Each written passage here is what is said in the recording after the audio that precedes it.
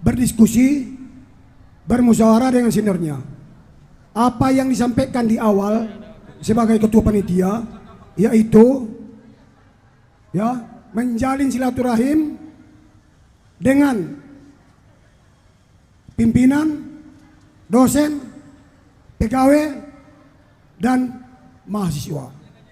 Artinya dengan mereka hadir nanti semuanya sudah tercapai. Tinggal menjalankan apa yang sudah kita dapatkan. Itu yang pertama. Yang kedua, hari ini jam 2.30 atau 18.30 kita masuk kepada acara materi terakhir, yaitu kode etik. Kenapa terakhir? Supaya ikut dulu, paham dulu semua, berjalan dulu, baru tahu kewajiban dan hak. Kalau hak itu udah biasa, menuntut hak, tapi kewajiban gak jalan. Sekarang kita akan tahu, adik-adik akan tahu apa yang menjadi kewajibannya, apa yang menjadi haknya. Ketika ada masalah, apa jalan yang ditempuh. Untuk itu kami panggilkan saudara Sekretaris Leho yang basicnya jelas Fakultas Hukum, dosen di Fakultas Hukum, pengacara dan lain-lain. Banyak lagi, saya nggak bisa sebutkan satu persatu, nanti habis waktu. Untuk itu kepada Bapak Sekretaris Leho kami persilakan menyampaikan materi kode etik. Mudah-mudahan adik-adik nanti bisa paham apa yang menjadi kewajiban dan haknya di WISU. Terima kasih. Terima kasih Pak. Assalamualaikum warahmatullahi wabarakatuh. Masih tetap semangat? Udah makan? Kuat dulu suaranya. Sudah masih tetap semangat? Benar nih, udah makan? Alhamdulillah.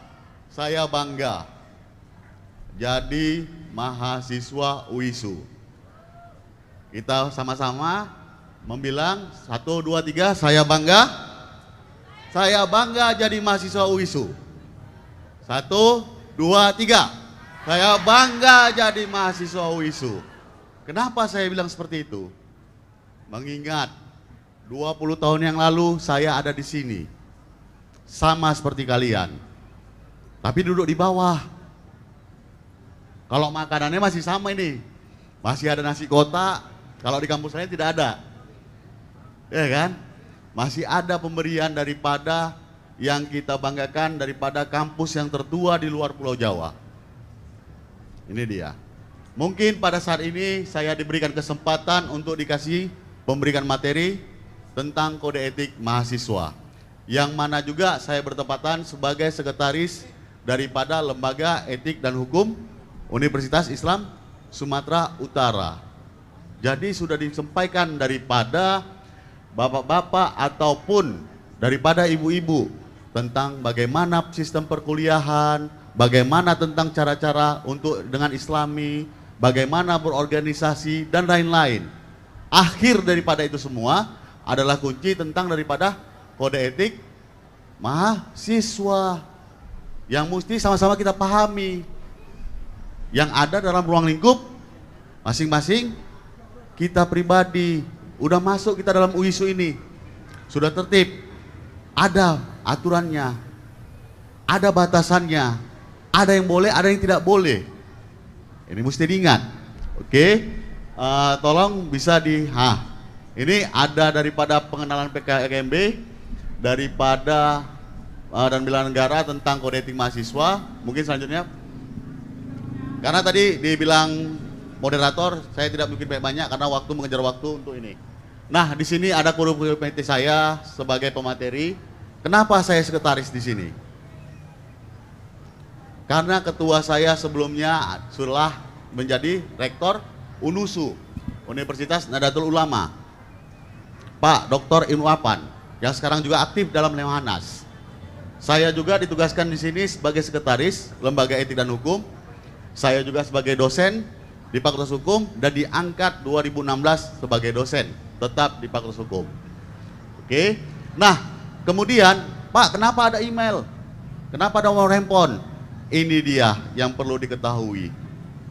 Setiap ada permasalahan, mungkin sungkan secara pribadi atau ingin yang disampaikan, tapi tidak mau untuk apa? Silahkan sampaikan dengan identitas yang jelas. Dengan identitas yang jelas. Jangan pula inisial si A, si B telah melakukan ini. Ada aturan dan juga regulasi dalam suatu kode etik tersebut. Ini dia. Mungkin orang hukum ada ini. Mana Pak hukum? Tulis tangannya. Alhamdulillah banyak juga. Ya kan? Mungkin ini nanti jadi pedoman daripada mahasiswa Fakultas Hukum. Oke? Selanjutnya. Nah, di sini lembaga etik dan hukum. Secara statuta atau anggaran dasar rumah tangga yang ada di UISU atau perguruan tinggi yang dinamakan statuta diatur dalam pasal 53 tentang keberadaan lembaga etik dan hukum ini. Bukan serta-merta ini lembaga ada saja gitu. Oke? Nah, apa tugas daripadanya tersebut? Di sini ada mengatur daripada kode peraturan, pembuat peraturan, kemudian ada penegakan peraturan, regulasi mengatur tata hidup, kehidupan baik mahasiswa, tenaga kependidikan, maupun juga dosen. Jadi tidak serta-merta, semuanya ada kode etiknya, ada aturannya. Contohnya bagaimana?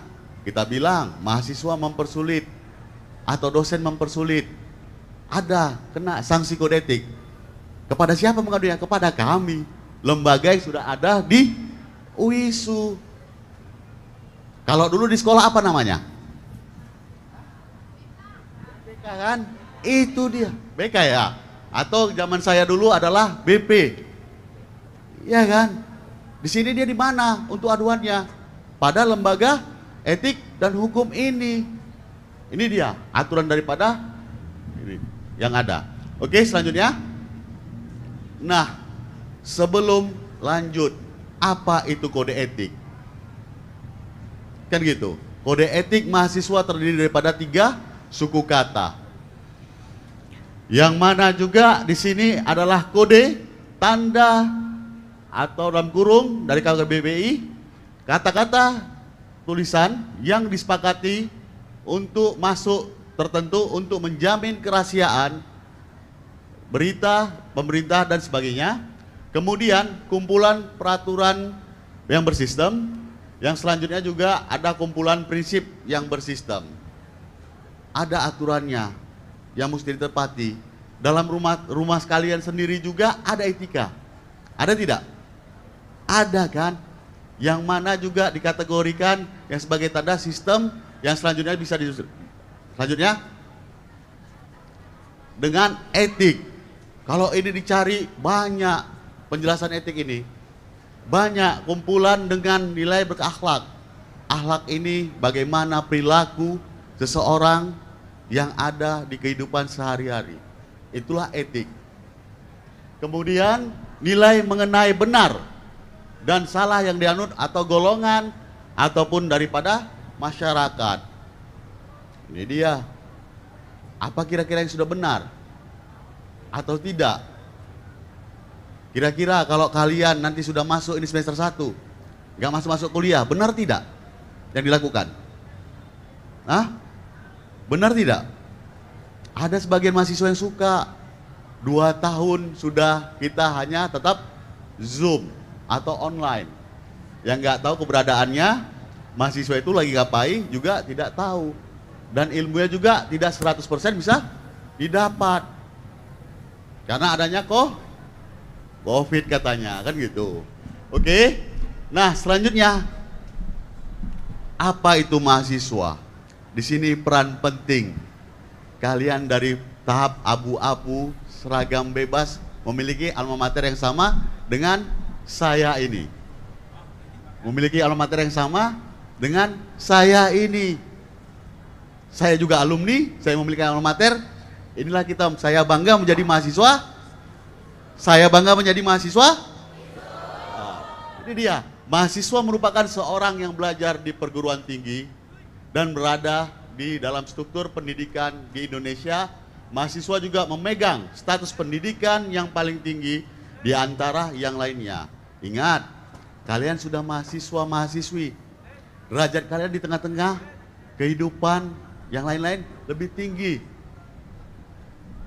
Disebutkan juga di situ sebagai agent of change, yang mana juga sebagai penggerak serta mampu mengajak seluruh masyarakat untuk bergerak melakukan perubahan-perubahan yang menjadi lebih baik dengan beberapa pertimbangan dari berbagai ilmu pengetahuan serta gagasan yang dimiliki. Ini dia sebagai agent of social change, yang mana di tengah-tengah masyarakat melihat bagaimana perubahan tersebut. Apa perilaku daripada masyarakat yang ingin kalian rubah?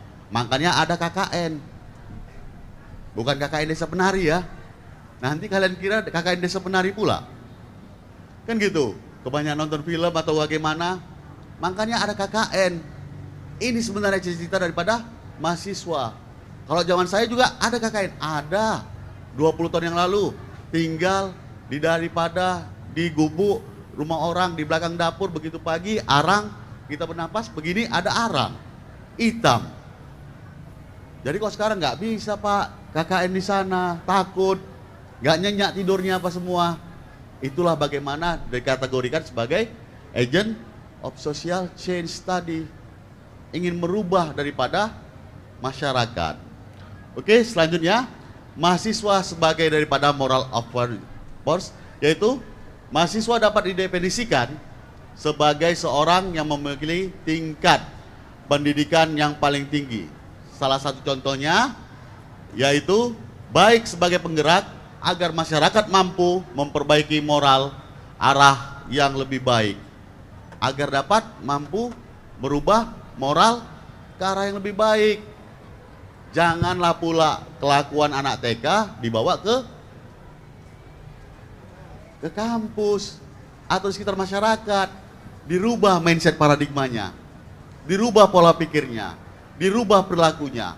Itu dikategorikan namanya mahasiswa. Kan gitu. Kalau mungkin secara agamanya begitu ajan, ada langsung kita sholat. Kan gitu. Kalau yang dilakukan ini baik, ini tidak, mana dia? Yang bisa diterapkan dalam kehidupan sehari-hari. Agar dapat dipahami. Ketika ilmu kalian pun tinggi sepintar-pintar bagaimanapun seseorang, tidak ada namanya etika, tidak ada berarti di mata ataupun di tengah-tengah masyarakat. Jangan diikuti pelakuan bule sana. Kan gitu. Bule sana kita beda dengan Arab Timur. Di barat sana, anak umur 11 tahun, orang tua masuk kamar ketok pintu dulu. Permisi. Ngapain itu anak di dalam kamar? Kalau kita seperti itu, kita kunci, permisi. Besok dicoret kalian dari kakak, gak dapat warisan. Betul nggak? Ini dia. Karena adab timur itu masih dipakai daripada akhlak ataupun perilaku daripada seseorang diterapkan.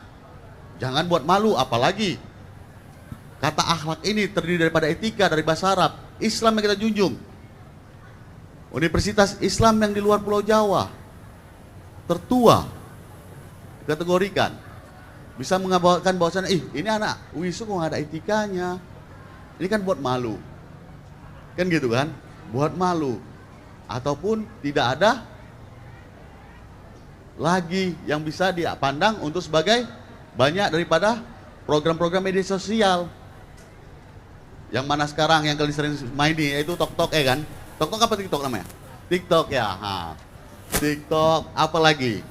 Merubah perilaku daripada kehidupan daripada masyarakat generasi muda. Apa manfaatnya coba? Apa manfaatnya? Dapat duit. Bagus jadi kuda. Apa itu kuda? Kuliah dagang. Ya kan? Jangan jadi kupu-kupu. Kuliah pulang. Apalagi jadi kuman. Kuliah main-main, sehingga kawannya udah semester sekian, dia masih semester sekian aja. Jadi kuman lah kalian di situ. Kan gitu kan? Kemarin sudah dijelaskan paling lama berapa tahun? 7 tahun. Habis itu DO. drop out. Nah, pola-pola pikir seperti inilah harus dirubah. Kan gitu. Jangan sampai, ya masih banyak tabungan orang tua yang mau kuliah kan masih aman itu kan gitu. Apalagi melihat status sosial di antara ruang lingkup kawan-kawan yang mana juga pakai iPhone, pakai apa semua menjadi gaya hidup. Jangan diikuti. Menjadi gaya hidup, jangan diikuti. Kan gitu. Karena perkembangan zaman tidak ada cukup dengan batasan waktunya. Apapun dalam setahun bisa keluar 5-4 kali. Itu dia. Kalau ilmu kalian miliki selamanya tidak bisa luntur. Apapun juga. Kalau ilmu kalian miliki, apapun tidak bisa luntur daripada diri kalian. Ini dia. Oke. Selanjutnya, dalam kode etik mahasiswa adalah seperangkat kaidah atau aturan perilaku sebagai pedoman yang harus dipatuhi dalam mengemban tugas sebagai mahasiswa UISU. Dia ada kok ini. Nanti dibagikan di paparan untuk materi itu ada. Tenang aja. Ada kok, nanti dibagikan. Bisa di-download kan, ada tugas kan? Ada tugas, nanti bisa di-download. Oke, selanjutnya. Nah, kalau di sini dalam peraturan nomor 1 tahun 2020 ada berapa kali revisi sudah tentang kode etik mahasiswa ini. Melihat daripada perkembangan zaman dan situasi lingkungan daripada kehidupan mahasiswa. Seingat saya ada 3 kali dirubah. Terakhir kali ini ada nomor 1 tahun 2020 tentang kode etik mahasiswa. Lagi sakit kak? Enggak? Sakit? Enggak, kalau sakit ada bulan. Oke, nah kalau kita bahas tentang kode etik ini ada terdiri daripada 15 bab. 15 bab, nggak akan cukup waktunya. Tidak akan cukup waktunya. Walaupun terdiri daripada 26 pasal yang diatur di situ. Ada merupakan tentang perbuatan, larangan dan lain-lain. Ini ada di situ. Tidak akan cukup waktunya. Mungkin kalau dikasih kesempatan saya 2 jam atau lebih daripada setiap fakultas mungkin bisa untuk menjelaskan satu persatu pasal demi pasal, menjabarkan tentang daripada peraturan kode etik mahasiswa. Ini dia. Kalian bisa mencontek apa tidak, merokok bagaimana, ini semua ada larangannya di situ. Bagaimana berpakaian, ini semua ada aturannya. Yang jelas pada mindset kalian, kalian ini mau kuliah atau mau main-main. Ini dulu harus niatkan dan menjadi targetan, apalagi sekarang sistem kampus merdeka. Di semester 5 bisa change. Kan gitu, bisa pertukaran. Ini dia. Ingat, persaingan bukan kali ini saja yang bisa diterapkan. Banyak kampus-kampus lain. Makanya bagaimanapun juga mahasiswa UISU harus tetap lebih unggul. Harus kita bangga. Mungkin tadi sudah dijelaskan kepada moderator. Mungkin saya juga dosen juga advokat, tapi saya nggak mau bawa. Tapi dalam artian saya harus memaparkan sebagai mana saya juga harus seorang dosen. Kalau kita cerita nanti permasalahan hukum, nggak akan selesai kan gitu. Oke, selanjutnya. Nah, di sini yang mungkin jadi pembahasan kita agak membersihkan waktu, yaitu mahasiswa mengenai hak dan kewajiban. Ada kewajiban terhadap diri sendiri dan ada kewajiban terhadap UISU. Cuman 3 pasal yang saya akan beritahukan. Kalau 26 pasal nanti Pak bagaimana? Ada di materi sudah saya kirimkan, nanti bisa beli download linknya, aturannya. Oke, next. Hak dan kewajiban mahasiswa bagian pertama, yaitu setiap mahasiswa mempunyai hak. A. Menggunakan kebebasan akademik secara bertanggung jawab untuk menuntut dan mengkaji ilmu sesuai dengan norma dan tata susila yang berlaku di lingkungan akademik. Ingat, ada aturannya, ada rambu-rambunya. Ketika kalian mendapatkan sekian SKS, bisa nggak ngambil ke atas? Bisa. Hak kalian, hak, tidak ada yang menarangi. Asal terbagi waktunya. Ya kan? Kalau dia sibuk jadi kuda, kuliah dagang, ya kan? Atau jadi kue, Kuliah gawe, mau ngapain? Kue itu gawe itu kerja. Bahasa Jawanya. Gawe, kerja, pekerjaan. Kalau dia hanya jadi pada kuliah kerja, dia sementara berlebih ini SKS-nya. Mau ngambil ke atas gak ada waktunya. Siapa yang mau salahkan? Dosennya. Tergantung daripada hak kalian. Kalau mungkin dosennya, jangan kau ambil. Ini memberatkan, pertimbangkan terlebih dahulu.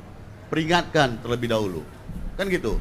Kalau kalian dari semester 1 sampai dengan semester 8 nantinya dapat 3 tahun 8 bulan, mungkin 24 SKS, rata-rata 3, mungkin cepat selesai. Bisa terkejar. Apakah terbagi waktunya? Mungkin kalau nggak ada kesibukan, mungkin bisa. Tapi yang begitu sibuk gimana coba? Yang aktif jadi media sosial gimana coba? Ya kan, jadi kuda dia kuliah dagang, aktif terus dia main IG, Instagram, ya kan, endorse sana endorse sini, gimana coba? Ini harus begini diperhatikan. Kemudian memperoleh pengajaran sebaik-baiknya dan layanan di bidang akademik sesuai dengan minat, bakat, kegemaran dan kemampuan. Sini sudah diatur apa minat kalian untuk namanya yang baik.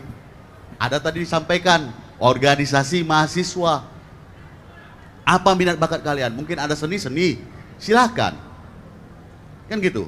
Mau ingin jadi namanya puisi atau penari, silakan. Ada bakat yang ada sesuai itu.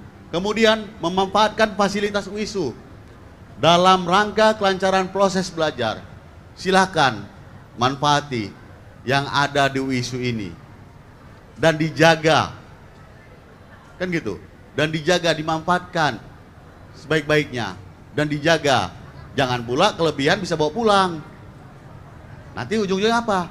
Ada diatur dalam kode etik, pencurian. Kan gitu. Kan malu. Kan itu dia, mencuri pula. Mungkin kalau klepto kadang-kadang penyakit ya kan. Ini enggak, kebiasaan udah. Bukan klepto lagi namanya. Oke. Selanjutnya, mendapat bimbingan dari dosen yang bertanggung jawab atas program studi yang diikuti dalam penyelesaian studi. Jelas, ini loh kamu ambil, ini loh tidak bisa diambil. Ada waktu kamu, ada ini, silakan konseling. Atur waktunya, berkomunikasi dengan baik kepada dosen yang bersangkutan. Ada namanya dosen wali. Kalau dulu di zaman sekolah ada dosen wali kelas. Di sini dosen wali. Setiap semester tuh ada yang megang dosen-dosennya. Kayak saya sebagai dosen wali di Fakultas Hukum, ada 57 anak didik saya. Silakan berkonsultasi. Nanti ditentukan. Pak, ini saya kira-kira bisa nggak ngambil waktu? Oh, saya kerjanya malam. Ngapain kerja malam? Kan gitu kan? Saya kerja malam. Ngapain kerja malam? Rupanya dia ngajar, guru ngaji. Benar nggak? Jangan atur underestimate ya, atau pemikiran yang lain gitu. Saya Pak kerja malam nggak bisa, hanya dibuka kelasnya malam. Coba nanti kita pertimbangkan. Ada berapa mahasiswa atau mahasiswi yang mengambil mata kuliah tersebut. Ini dia, bisa dibuka kelasnya, bisa. Dengan salah-salah ketentuan yang ada. Oke? Nah, selanjutnya juga di sini memperoleh layanan informasi yang berkaitan dengan program studi yang diikuti serta hasil belajar. Ada kartu rencana studi mahasiswa kalian. Yang mana juga diberikan setiap semester yang sudah dilalui.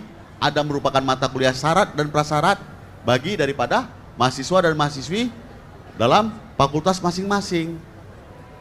Walaupun dia berlebih SKS, tidak bisa menamai syaratnya, otomatis tidak bisa ngambil. Kan gitu. Kalau syaratnya maaf cakap untuk melakukan hal pernikahan, bisa nggak? Kalau kurang maharnya, nggak setuju. Nggak bisa, seperti itu juga dengan sistem perkuliahan. Atau masuk kalian kemari, kurang syaratnya apa itu? Ijazahnya belum keluar, pakai SKTL, kan gitu, surat tanda lulus, padahal yang lain-lain udah keluar. Gak mungkin bisa diterima di kampus ini, itu dia. Oke, nah selanjutnya, menyelesaikan studi lebih cepat dari jadwal yang ditetapkan sesuai dengan persyaratan yang berlaku. Sesuai dengan persyaratan yang berlaku. Optimalnya Pak, berapa tahun kuliah? 3 tahun 8 bulan sampai 4 tahun itu optimal. Sudah sangat luar biasa. Kalau dibilang ada 3 tahun 2 bulan kuliah, nggak mungkin. Nggak mungkin. Karena banyak yang menawarkan program-program seperti itu. 3 tahun, 2 bulan, 3 tahun sekian, ya, wah, nggak mungkin saya rasa. Oke, nah di sini juga tadi diingatkan moderator, waktunya sudah habis, mungkin agak dipercepat Pak. Next saja, nanti bisa diambil ya, di download ya materinya ataupun juga. Ini Rok Mini. Nah, di sini dia guna lembaga etik dan hukum tadi. Ada bentuk daripada pelaporan. Ada pelapor, ada terlapor. Siapa yang melapor itu berhak daripada mahasiswa, tenaga kependidikan, dosen, mau pimpinan unit. Ini dia. Saya ada masalah ini, mengalami pelecehan atau yang lain. Ada diatur. Kemana disampaikan? Kepada lembaga etika dan hukum atau disingkat LEHU. Yaitu berkantor di mana? Di Biro Rektor lantai 2. Di situ ada pelangnya, LEHU, Lembaga Etika dan Hukum. Kan gitu. Kemudian LEHU juga akan menyampaikan kepada rapat internal Dewan Kehormatan, yaitu sebagai majelis hakim yang tertinggi di UISU, termasuk saya juga, akan menyampaikan daripada apa keluh kesah, apa pelaporan daripada seorang mahasiswa ketika dia mengalami pelecehan, tindak kekerasan dan lain-lain, itu berhak. Pak, apa buktinya? Ada buktinya, ada, sudah banyak kita lakukan, pemecatan sampai pemenjaraan ada, pengeluaran ada, sanksi pengembalian ada, tapi nggak mungkin saya publish karena mengangkut daripada hak asasi manusia. Kemudian di sini ada daripada sidang Dewan Kehormatan yang mana bentuknya yaitu merupakan rekomendasi. Berhak dia rektor ataupun yayasan untuk memutuskan diberikan daripada sanksi ringan, sanksi sedang, ataupun sanksi berat. Kalau berat kali ini sudah fatal, otomatis dia silakan tidak lagi menjadi warga UISU. Di dalamlah dia. Itu dia, di dalamlah dia. Tahu kan sangkar burung? Ya kan? Ini dia. Kalau mungkin sanksi ringan bagaimana Pak? Mungkin hanya teguran, baik peringatan, atau pemanggilan orang tua dan lain-lain. Masih mau bisa dibina apa tidak? Kalau tidak silahkan. Kalau sedang bagaimana Pak? Mungkin ada tahap penskorsiran. Skor dia perkuliahan 1 tahun, 2 tahun, bayar nggak uang kuliah Pak? Bayar dong, kalian masih terdaftar di sini. Ini dia sanksinya. Sanksi berat bagaimana?